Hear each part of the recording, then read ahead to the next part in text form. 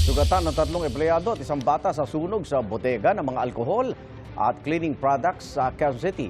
Yan ang unang balita ni James Agustin. Binalutan na nagangalit na apoy at makapal na usok ang warehouse na ito sa Barangay Kaligayahan, Quezon City pasado alas 10 kagabi.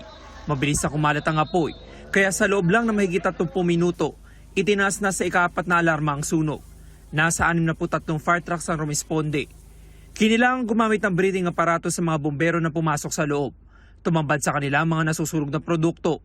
Maghahating gabi na po, ganito pa rin kalaki yung apoy na sinusubukang apulahin ng mga bumbero dito sa warehouse na ito. Ilang mga bumbero po nakita natin pumesto na doon sa taas ng firewall para malapit na makapagbuga ng tubig. At sa laki po ng sunog sa warehouse na ito, nakita natin bumigay na itong bubong ng establishmento. Tinupok din ng apoy ang 2 nakaparadang delivery van. Mag-alauna na madaling araw tuluyang naapula ang sunog.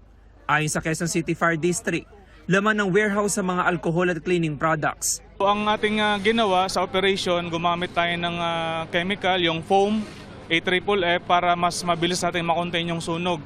Ang isang maganda naman dito ay mataas yung kanilang firewall at dahil sa firewall na yan, wala nang ibang nadamay pa na bahay o iba pang establishmento. Sugatan ng 3 stay-in na empleyado at 1 bata na nasa loob ng warehouse na mangyari ang sunog. Mabilis yung paglaki ng sunog kaya habang sila ay palabas na, nagtamo sila ng iba't ibang sugat.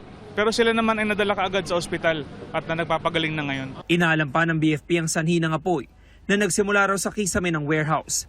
Hindi pa rin masabi ang kabuang halaga ng pinsala. Hindi na muna nagpaunlak ng panayam sa media ang pamunuan ng warehouse. Ito ang unang balita. James Agustin, GMA News.